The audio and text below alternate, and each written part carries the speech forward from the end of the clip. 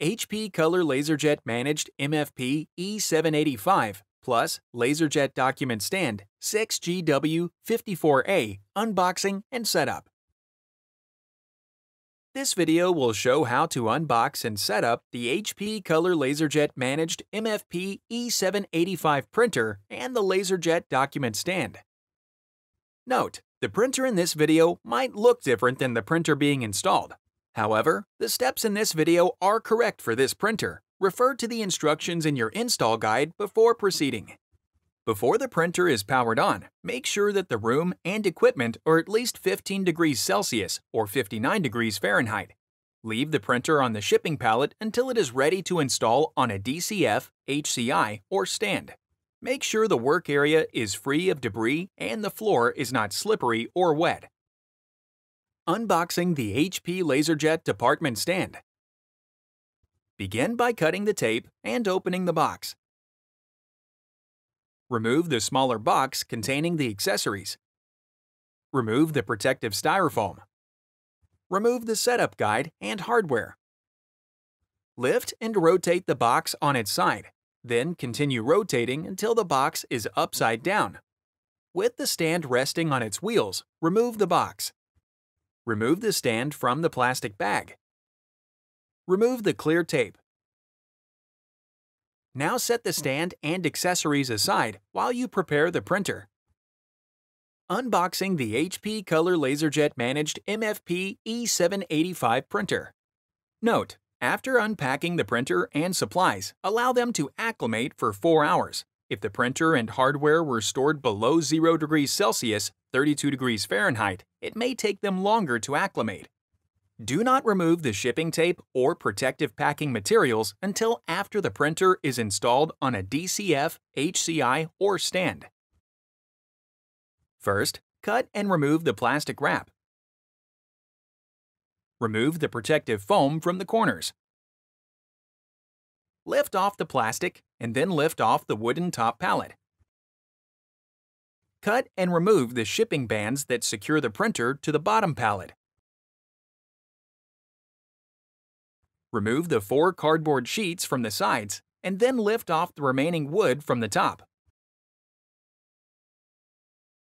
Cut and remove the additional shipping bands and then carefully lift the cardboard box off the printer. Pull the protective clear plastic down to the base of the printer to allow access to lifting points. Remove the blue tape and foam sheet from the top of the printer. Imaging drums are stored in the output bin area below the automatic document feeder. Remove the imaging drums and set them aside. Locate and remove the power cord from the side of the printer.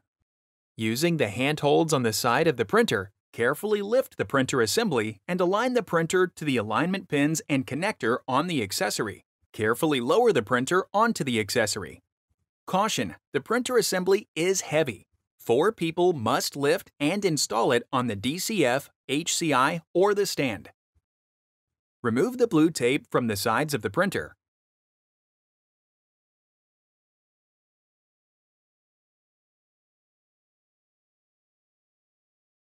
Remove the blue tape and protective sheet from the output tray.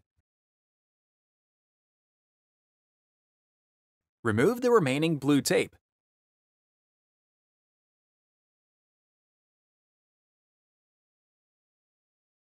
Then remove the blue and clear protective tape from the top of the printer. Open the scanner lid. Remove the protective sheet, then close the scanner lid.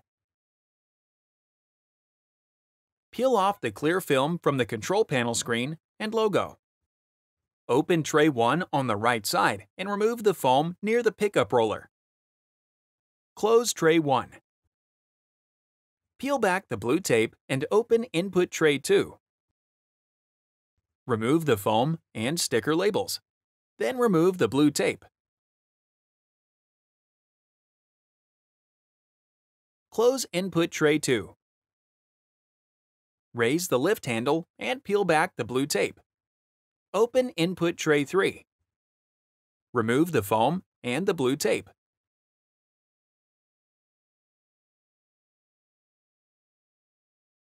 Close input tray 3.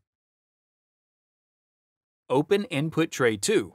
Holding the tray by its sides, pull out and remove the tray from the printer. Then, remove input tray 3 from the printer. Locate the 2 thumb screws that were removed from the printer stand. Insert the thumb screws into the holes and tighten to secure the DCF, HCI, or stand to the printer. Insert paper tray 3 back into the printer. Then, insert paper tray 2 into the printer. Now we will prepare the toner cartridges, drums, and accessories for installation. Open the toner box and slide out the toner cartridge. Rock the cartridge vigorously 5 times side to side to distribute the toner throughout the cartridge. It is recommended to keep the cartridge in the bag while shaking to prevent toner dusting. Remove the cartridge from the plastic bag.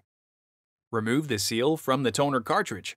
Pull the orange tab straight out and away from the toner cartridge to remove the seal. Prepare the remaining toner cartridges for installation in the same manner. Open the toner access door. Use the color coding on the printer to install the toner cartridge in the correct slot.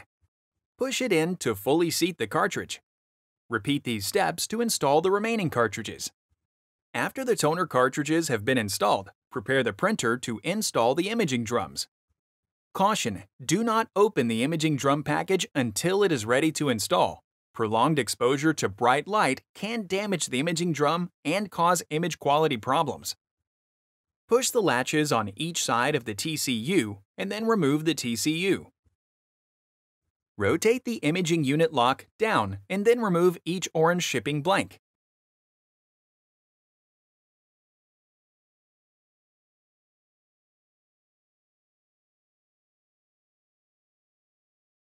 Remove the imaging drums from the bags and then remove the blue tape securing the white cover. Then grasp the orange tab and pull to remove the cover.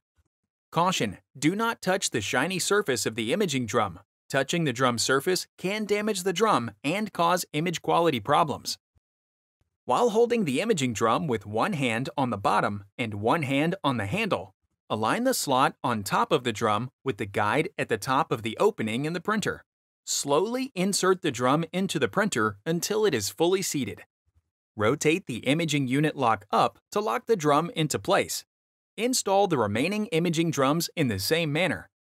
Note: there are 3 color imaging drums and 1 black K imaging drum. Make sure that the black K imaging drum is installed in the correct position in the printer. Color imaging drums can be installed in any color position in the printer. Lower the TCU into place and push in until both sides are fully seated. Close the toner access door. Open input tray 2. Pinch or squeeze the blue tab in the front of the tray and slide to adjust to the proper paper length. Both tabs are spring-loaded and will lock once released. Squeeze the sides of the tab and then slide to adjust the paper width. Load the paper into the tray. Note: A4 or letter paper should be loaded with the long edge of the paper on the right side of the tray. Close input tray 2. Then open input tray 3. Pinch or squeeze the blue tab in the front of the tray and slide to adjust to the proper paper length. Squeeze the sides of the tab and then slide to adjust the paper width. Load the paper into the tray. Note: A4 or letter paper should be loaded with the long edge of the paper on the right side of the tray. Close input tray 3. Connect the power cord to the printer and the wall outlet. Do not use an extension cord. Caution: each printer must be connected to a single dedicated circuit breaker, 15A or 20A. Press the power button to turn the printer on. Wait for the printer to automatically complete the initialization processes. Select your preferred language and then touch Next. Scroll down and select your location and then touch Next. Select the date and time format and then touch Next. Set the time by selecting the hour or minute and then touch OK.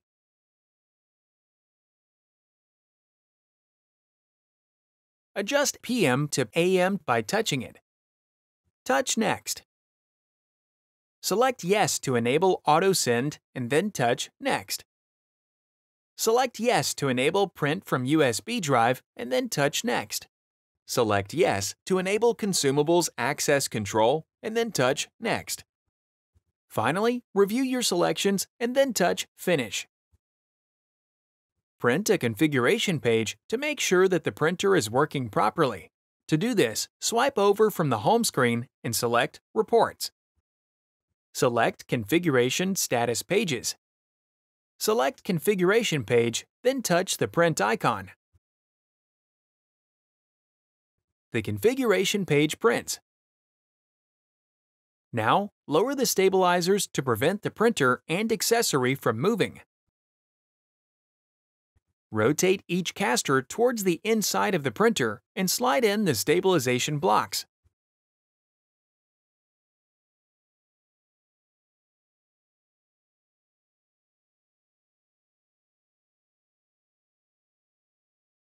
Your printer is now ready for use.